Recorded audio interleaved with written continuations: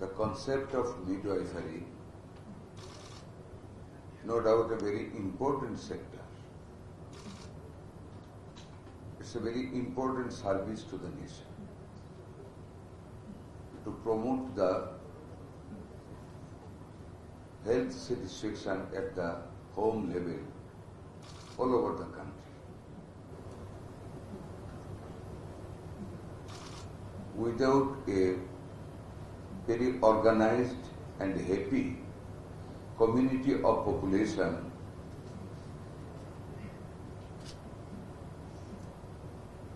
an advanced economic growth cannot be expected in a country.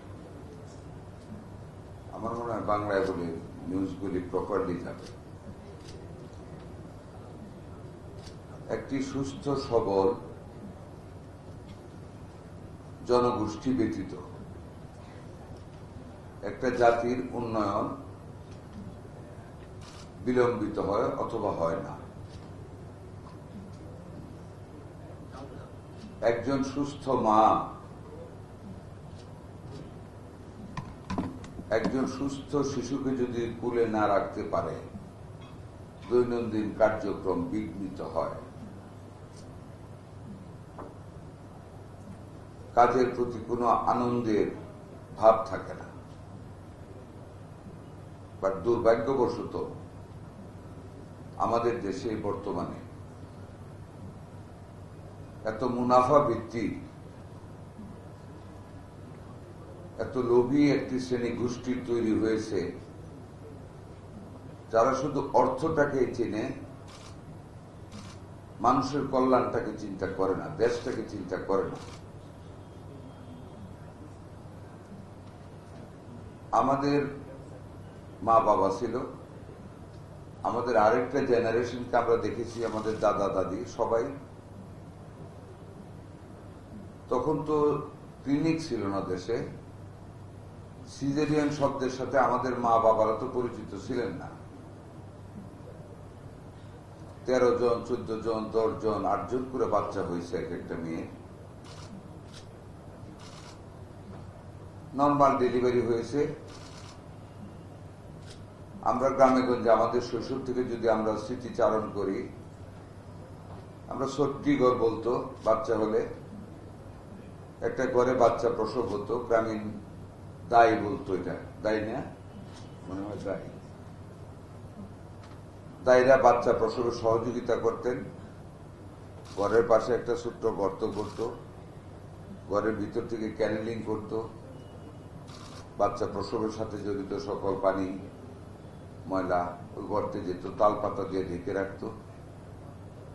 That was the beauty of our villages. That was the beauty of our newborn babies. আজকে কিন্তু সেই গ্রামীণ পদ্ধতিটা নেই। দেশ উন্নত হচ্ছে, no doubt.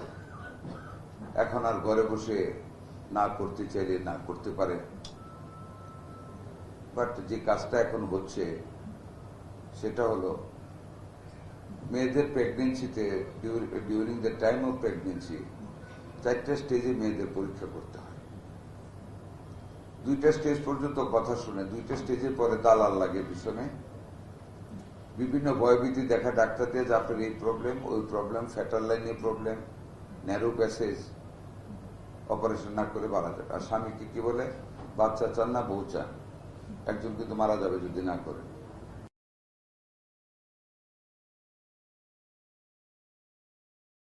They don't want to take any risk. কারণ আমি একটা কথা বলি যে doctors are next to God. আল্লাহর পরে ডাক্তাররাই মানুষের সবচেয়ে বড় অভিভাবক, কিন্তু সেই জায়গাতে আমাদের ঘাটতি আছে। সেই এথিক্সটাকে ইমপ্লিমেন্ট করতে, বাস্তবায়িত করাই আমাদের মানসিকতার অভাব রয়েছে। করতে ভয় দেখায় দেয়, ম্যাক্সিমাম সিজার করে দেবে। সিজারিয়ানের কি প্রবলেমটা এবার আমি মিজেলসে হারে হারে টের পাচ্ছি। বিভিন্ন ডাক্তারদের সাথে আলাপ করে, ইউনিসেফ, ইউএইচএফপিও তাদের সাথে আলাপ করে, এবং ওয়ার্ল্ড হেলথ অর্গানাইজেশন, আমার কোনো অভিজ্ঞতা নেই, বাট ওরা বলেছে সিজারিয়ান হলে বেবিকে মায়ের শাল দুধ দেওয়া হয় না। কি কারণে আমি জানি না, বাট শাল দুধ is the highest stock of protein for the growth of A baby. মায়ের ওটা দেওয়া হয় না।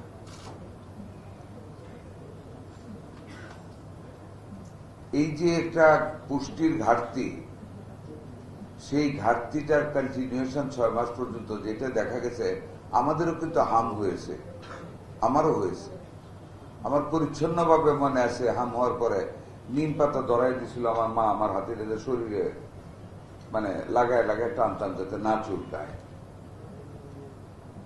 আমরা কিন্তু বেঁচেছিলাম। হামকে গামাসির বড় ভাই বলা হতো গ্রামে, আর সেই হাম হয়ে গেছে এখন ঘাতক ব্যাধি। 100% পথ হাম না, হাম থেকে নিউমোনিয়া হয়ে যাচ্ছে। আর নিউমোনিয়া হচ্ছে বাচ্চার পুষ্টির অভাবে। আর পুষ্টির অভাবটা হচ্ছে ম্যাক্সিমাম আপনার ইমেচিউর এজে বিয়া এন্ড ডেলিভারি এবং মায়ের দুধ না খাওয়ানোর কারণে, যেটা এবারে অভিজ্ঞতা হয়েছে আমার মিজেলস থেকে। আমি প্রত্যেকটা মিজেলস ওয়ার্ড প্রায়গুলি আমি ভিজিট করেছি। Believe you me or not, একটা বাচ্চার গায়েও কোনো মাংস নেই। মা গুলি গায়ে ময়লা, কোনো প্রোটিন মায়েদের গায়ে নাই, শরীরে নাই। How they will deliver the protein to the babies? কি ব্রেস্ট ফিডিং করাবে? কোথেকে দুধ হবে? ওদের গায়ে কিছুই নেই, প্রোটিন নেই। এর মধ্যে ম্যাক্সিমাম কেউ পলায় গিয়ে বিয়ে করছে, কারো বাপ মা গরিব, অল্প হয়েছে, বিয়ে দিয়ে দিচ্ছে, বিয়ের পরে একটা বাচ্চা হয়েছে, বাচ্চাকে লুক আফটার করতে পারে নাই, জ্বর হয়েছে, 4-5 দিন বাসায় রেখেছে, বাচ্চা শেষ করে হসপিটালে এনেছে। এর মধ্যে লাংস চুপসে গেছে, অক্সিজেন ধারণ করতে পারে।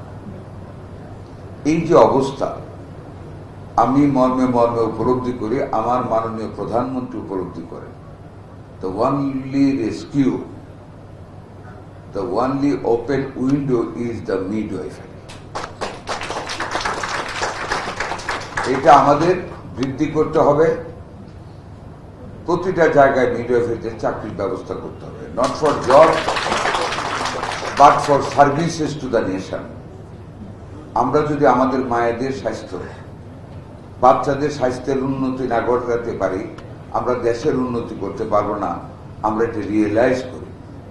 কাজেই মায়েদের স্বাস্থ্য এবং বাচ্চাদের স্বাস্থ্যের উন্নতি ব্যতীত একটা সুষম সমৃদ্ধশীল অর্থনীতি গড়ে তোলা যাবে না। যে কারণে আমরা যে এই বছর 1 লক্ষ স্বাস্থ্যকর্মী নিব, তার মধ্যে 80,000 হবে ওমেন, মেয়ে লোক।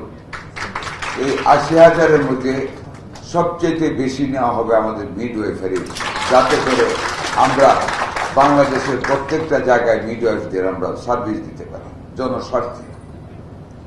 আপনারা জেনে খুশি হবেন, এর মধ্যে আমরা ইনস্ট্রাকশন দিয়েছি আগামী শনিবারের মধ্যে বাংলাদেশের সকল ক্লিনিকগুলিতে লেবার রুম প্রতিষ্ঠিত করতে হবে। যারা না করবে তাদের লাইসেন্স বাতিল করে দেব এবং সেই ক্লিনিক বন্ধ করে দেব। আজকে অফিসে গিয়ে আমরা আবার একটা মিটিং কল করব।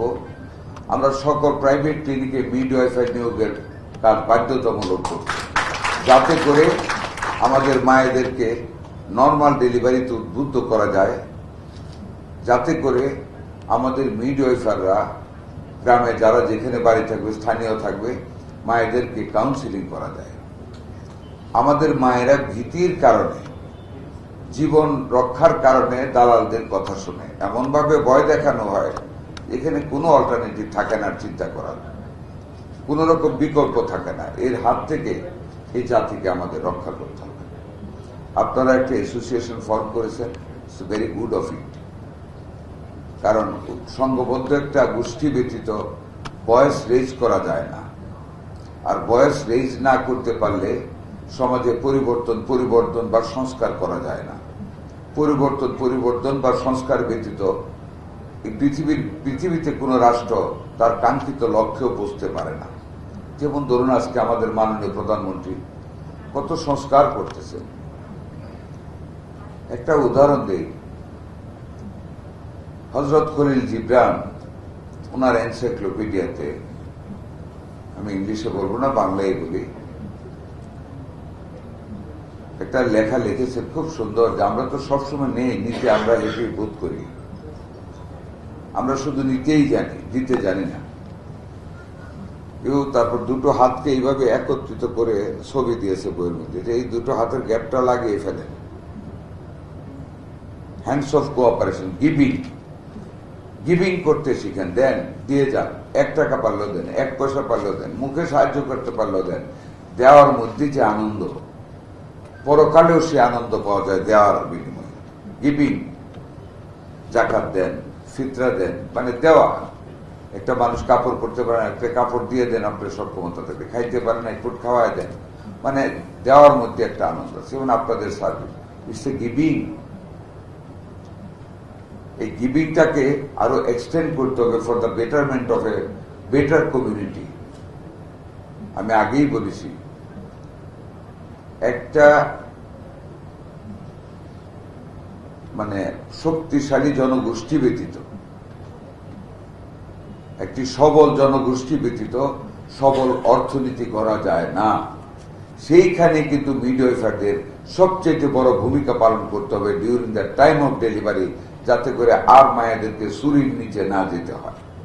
আপনাদের সেই লক্ষ্যে আমরা আপনাদের ডানাকে অনেক প্রশস্ত করতে চাই। আমাদের মাননীয় প্রধানমন্ত্রী এই কনসেপ্ট নিয়েই এসেছেন। আমরা মিডওয়াইফার নেব, নিয়োগ দেব, এবং সকল মায়েদেরকে আমরা স্বাভাবিকতার দিকে ফিরিয়ে আনবো। কিছু তো ব্যতিক্রম হতেই পারে, আল্লাহর সৃষ্ট জীব, টেকনিক্যালিটি যেখানে থাকবে সেটার জন্য তো অল্টারনেটিভ থাকবে। বা ডালাও ভাবে একটা গোষ্ঠীকে অবৈধ পয়সা উপার্জনের জন্য আমাদের মায়েদেরকে আর আমরা সেই খপ্পরদের, দালালদের হাতে ছেড়ে দিতে চাই না। ইনশাল্লাহ আমরা তাড়াতাড়ি সেই কাজটা আমরা করব। গিভিং এর কথা বলতেছিলাম, আমাদের মাননীয় প্রধানমন্ত্রী, আমি একটা কথা বলি আপনাদেরকে, আমাকে বিএনপি হিসাবে ট্রিট করবেন না, একজন মানুষ হিসেবে। আমি একজন মুক্তিযোদ্ধা, অনেক ভালোবাসা দিয়ে আমার বিধবা মায়ের বুক আমার বুক থেকে সরিয়ে দিয়ে, মায়ের কান্না জরা চোখ মুছে দিয়ে মুক্তিযুদ্ধে চলে গিয়েছে। মা ছাড়তে চায় নাই, বাট বলেছিলাম যে আমরা কেউ যদি না যাই, মা দেশটাকে কে স্বাধীন করবে। মায়ের মন তখনও মানে নাই, আজকেও সেই স্মৃতি মনে করে। আজকে আমার মা নাই, মাকে বুঝায় তার শাড়ি দিয়ে আঁচল চুপ মুছে চলে গিয়েছিল। সেদিন ভাবি নাই যে আর ঘরে ফিরে আসতে পারবো, সেদিন ভাবি নাই কিন্তু যে মরে যাব, মানে বেঁচে আসবো। 9 মাস মায়ের সাথে দেখা হয়নি, মাও জানে না আমি কোথায়, খবর পৌঁছানোরও কোনো সম্ভাবনা ছিল না 6 মাস পর্যন্ত। বাট গিয়েছিলাম out of love to the nation. সেই ভালোবাসা থেকে কিন্তু আমাদের বর্তমান প্রধানমন্ত্রী, যার পিতা এই দেশের স্বাধীনতা ঘোষণা করেছিলেন, একটা অদম্য সাহসিকতার পরিচয় দিয়েছিলেন। আমি মেজর জিয়া বলছি, বাংলাদেশের স্বাধীনতা ঘোষণা করতেছে। শুধু সেখানেই তিনি থেমে থাকেননি, he participated in the war field, যুদ্ধক্ষেত্রে সেক্টর কমান্ডার হিসাবে, জেড ফোর্সের কমান্ডার হিসেবে দেশটাকে স্বাধীন করেছে। আবার দেশের দায়িত্ব নিয়েছেন, বহুদলীয় গণতন্ত্র প্রতিষ্ঠা করেছিলেন। ওনার স্ত্রী বর্তমান প্রধানমন্ত্রীর মা, সেও কিন্তু এই দেশের গণতান্ত্রিক আন্দোলনে অদম্য ভূমিকা রেখেছেন। কোন চাপের কাছে, কোন স্বৈরাচারের সাথে কিন্তু সে আপোষ করেনি। সংসদীয় গণতন্ত্র প্রবর্তন করেছেন ওনাদেরই ছেলে জনাব তারেক রহমান। গতকাল একটা মিটিং হয়েছে, একজন প্রধানমন্ত্রী, সে ভেরি বিগ পোস্ট না, দেশের প্রশাসনিক প্রধান ব্যক্তি। উনি আমাদেরকে কি বলেছেন কালকে জানেন? খুব বিনয়ের সাথে বলেছেন যে, মন্ত্রী মহোদয়গণ, আমি একটা কথা বলবো আজকে আপনাদের। মানে এত বিনয় কথার মধ্যে, এটা আমি তো ওনার মুখে না শুনলে বুঝতে পারি যে আপনারা রাখতেও পারেন আমার কথাটা, নাও রাখতে পারেন। আমি কিন্তু হুবহু কোট করতেছি, রাখতেও পারেন আমার কথাটা, নাও রাখতে পারেন। তবে আমি অনেক চিন্তা ভাবনা করে দেখেছি, আপনাদেরকে আমার বলা হচ্ছে। এখন আপনাদের ইচ্ছা, আমি যেটা বলবো আমি এটা করতেছি। আমার আব্বা তার প্রতি মাসে বেতন থেকে 10% বেতন সরকারি কোষাগারে ফেরত দিতেন গরিব মিসকিন মানুষদের সহযোগিতা করার বা সরকারি কোনো প্রয়োজনে খরচ করার জন্য। আমি কিন্তু বেতন দিচ্ছি, আমি না নিয়ে চলতে পারতেছি না, এটা পরে আসি। আমি কিন্তু প্রতি মাসে 10% 11,500 টাকা, আমার 1,15,000 টাকা আমার বেসিক বেতন, আমি 11,500 টাকা প্রতি মাসে আমার বেতন থেকে, বেতন যখন অ্যাকাউন্টে আসে আমি তুলে একটা চেক দিয়ে দিই গভর্নমেন্টের করে আইবাস অ্যাকাউন্টে। আমি আপনাদেরকে অনুরোধ করব, আপনারাও, আমার আব্বা কাজটা করতেন, আমি করতেছি, আপনারাও যদি মনে কিছু না নেন বা যদি আপনাদের পক্ষে সম্ভব হয়, আপনারাও প্রতি মাসে 10% আপনাদের বেতনের টাকাটা সরকারের করে ফেরত দিয়ে দিন। আমরা সবাই আলহামদুলিল্লাহ বলেছি, খুশি হয়েছি যিনি আমাদের কাছে অ্যাপ্রোচটা করেছে, একটা অন্তর থেকে আমরা খুশি হয়েছি। এই যে একটা ধ্যান ধারণা কোনোদিন কেউ করেছে, এই যে ফিলিংস, এই যে sense of belongingness to serve the poor people of the nation, আর কোনোদিন কিন্তু শুনিনি। এই যে আমাদের মাননীয় প্রধানমন্ত্রী ট্রাফিক সিগন্যালে থামেন, কোন কালে কেউ কি করেছে? না। কেন থামেন? উনি একজন প্রধানমন্ত্রী, উনি যদি না থেমে চলে যান কোনো মানুষ কি সমালোচনা করবে? না, করবে না। উনি এই জন্য থামেন, আমাদেরকে শেখানোর জন্য যে তোমরাও থামো, জনগণ কষ্ট করবে, মন্ত্রী সাহেবরা চলে যাবেন আইন ভেঙে অথবা ভুল রাস্তায়, এটা তো হয় না।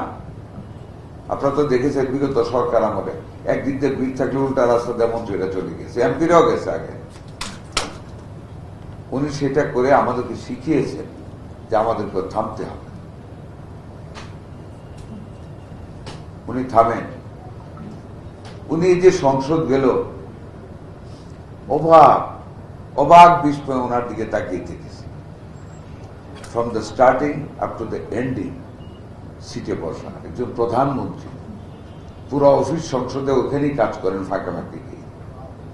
যখন ভোট আসে হাত তুলেন, যখন জয়যুক্ত হয়েছে স্পিকার বলেন, তখন হাত চাপড়ে দেন, ইচ এন্ড এভরি টাইম। আপনারা নিশ্চয়ই দেখতেছেন এই যে পার্টিসিপেশন, এটা হলো বিলঙ্গিংনেস, যে হ্যাঁ এটা আমার দায়িত্ব, আমি করতেছি, তোমারা করতে হবে। উনি থাকে বলে 100% এমপিরা পর্যন্ত হাজির থাকতে বাধ্য এখন, আগে থাকতো না কোনো সময়। এই বাজেটের বক্তব্যের এন্ডিং সেশনে 15-20 জন এমপিও দেরিতে আসছে, যখন চেয়ার খালি দেখছে সাথে সাথে হুইপ দিয়ে বলছে নাম দিতে, এবং ওই দিনই 5টার সময় যা বলার করার করছে। বুঝেন তো কি করছে, দেখে নিয়ে যা বলার করেছে। এই যে সেন্স অফ পাংচুয়ালিটি, ওনার বিশাল বড় অফিস গায়ে, আপনারা নিশ্চয়ই দেখেছেন প্রধানমন্ত্রীর অফিস। ওখানে অফিস করেন না, অফিস করেন ছোট্ট একটি রুমের সচিবালয়ে। এটা কি ওনার খুব এমনি করেন? না, there are something behind this attempt and behind this habit. কি হ্যাবিট? যাতে মন্ত্রী সাহেবরা, অফিসাররা সঠিক সময় অফিসে যায়। এবং এখন কিন্তু আমরা সকাল 7টায় উঠে 8:30টার মধ্যে অফিসে গিয়ে হাজির থাকি, ভয়ে, উপায় নেই যদি দেখে নাই। এই যে ভয়টা, এই যে ওনার হ্যাবিটের প্রতি আমাদের শ্রদ্ধাবোধটা, এটা আমরা কিন্তু খারাপ ভাবে নিচ্ছি না। We are feeling proud of it, যে হ্যাঁ এটাই তো উচিত, এটাই আমাদের করতে হবে, এটাই আমাদের দায়িত্ব। উনি শিখাচ্ছেন। আমরা স্বাস্থ্য সেবাকে গ্রামে গঞ্জে পৌঁছে দেওয়া যে প্রতিশ্রুতি, আমাদের নির্বাচনী ইশতেহার, যেটা মাননীয় প্রধানমন্ত্রী, পাবলিক হেলথ কেয়ার, সকলের স্বাস্থ্য সেবা প্রদান করা, কাউকে বিনা চিকিৎসা মরতে না দেওয়া, এই যে কনসেপ্ট, এটাকে বাস্তবায়িত করার লক্ষ্যে 1 লক্ষ স্বাস্থ্যকর্মী নিয়োগের ঘোষণা দিয়েছেন, যার মধ্যে 80,000 মেয়ে, যার মধ্যে ম্যাক্সিমাম হবে মিডওয়াইফ।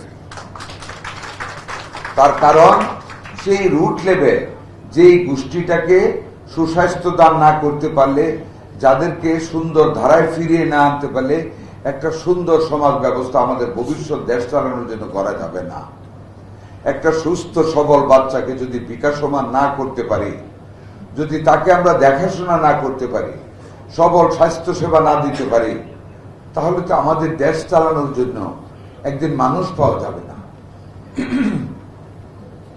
একজন ইল হেলথের বাচ্চার পক্ষে কি সম্ভব হবে সুন্দরভাবে বেড়ে ওঠা? অঙ্কুরে যদি সে বিনষ্ট হয়ে যায় স্বাস্থ্য খাতে, স্বাস্থ্যের দিক থেকে, তার তো আর সুঠাম দেহ গড়ে উঠবে না, তার সুন্দর মেন্টালিটি গড়ে উঠবে না। হ্যাঁ, he or she will not be able to think proper, to devote himself or herself into the work, সেটা পারবে না। কাজে ওই জায়গাতে মাননীয় প্রধানমন্ত্রী আমাদের চিন্তা করেছেন যে আমাদের মিডওয়াইফার লেভেল বৃদ্ধি করতে হবে, সুন্দর বাচ্চা সেবা দিতে হবে, বাচ্চাদের সুস্বাস্থ্যের দিকে লক্ষ্য রাখতে হবে, মায়েদের সুস্বাস্থ্যের দিকে লক্ষ্য রাখতে হবে, মায়েদের পুষ্টির দিকে লক্ষ্য রাখতে হবে। একটা মহিলা প্রেগনেন্ট হলে তার দিকে দৃষ্টি রাখতে হবে। এটা মিডওয়াইফারদের দিয়ে 4 বার করে মায়েদের পিছিয়ে লাগিয়ে রাখবো, যাতে দালালরা তাদেরকে বিভ্রান্ত না করতে পারে। That is the importance of midwifery. কাজেই আপনাদের ব্যাপারে আমাদের মাননীয় প্রধানমন্ত্রী সব দিকে চিন্তা করতেছেন, ওনার নির্দেশ মতো আমরা কাজ করতেছি। You go ahead. আপনাদের মনকে আরো বিকশিত করতে হবে, কাজের প্রতি না, দেশের প্রতি মমত্ববোধ সৃষ্টি করতে হবে। এই দেশটাকে যদি আমরা না বাঁচাই, তাইলে এই দেশটার ভবিষ্যৎকে যে স্বাধীন করলাম, লক্ষ লক্ষ মানুষ জীবন দিল, কয়েক লক্ষ মা তার নিজের জীবনের অহংকার বোধকে দর্শনের মাধ্যমে বিসর্জন দিয়ে দিল। আমরা তো দেখেছি সেই বিভৎস অবস্থা, আপনারা তো দেখেননি। ফর গডস সেক, যার যার পর্যায় থেকে দেশটার প্রতি মমত্ববোধ সৃষ্টি করার চেষ্টা করেন। It was a very hard earn country. আমরা দেখেছি 71 কি বিভৎস ছিল সেই চিত্র। হল থেকে বের হলাম, গুলি, পাকিস্তানিদের গালি, পাখির মতো মানুষগুলি এই বলাকা সিনেমা হল নিউ মার্কেটের সামনে পড়ে গেল গুলিতে, ধ্বংসস্তূপে পরিণত করলো রাজারবাগ পুলিশকে।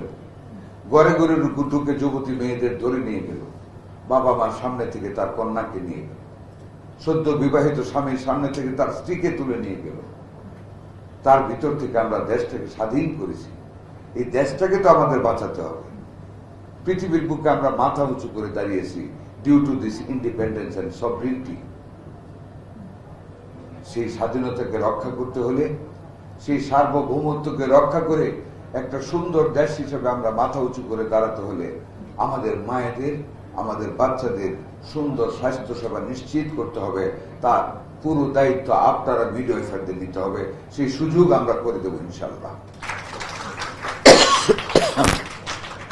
আমার আরো কয়েকটি প্রোগ্রাম আছে, আর না হয় আপনাদের সাথে থাকতে আরো অনেকক্ষণ আনন্দ ভোগ করতাম। I am sorry, I beg your pardon, I have to leave now. আবার আপনাদের সাথে দেখা হবে। আপনাদের সকল কার্যক্রমকে গতিশীল করার জন্য আমি এর মধ্যে আমার ডিজি মহোদয়ের সাথে আলাপ করেছি, আরো আলাপ করব। আপনাদের কল্যাণের দিকে আমরা লক্ষ্য রাখবো। আল্লাহ হাফেজ। বাংলাদেশ জিন্দাবাদ। মিডওয়াইফার অ্যাসোসিয়েশন জিন্দাবাদ। তারেক রহমান জিন্দাবাদ, জিন্দাবাদ, জিন্দাবাদ। আসসালামু আলাইকুম ওয়া রাহমাতুল্লাহি ওয়া বারাকাতুহু। সাংবাদিকদের ডেঙ্গু নিয়ে একটা প্রশ্ন। উপজেলা পর্যায়ে ডেঙ্গু সেবা নিশ্চিত করতে স্বাস্থ্য কর্মীদের প্রশিক্ষণ চিকিৎসক করছেন, অনেক কিছু করেছে আলহামদুলিল্লাহ।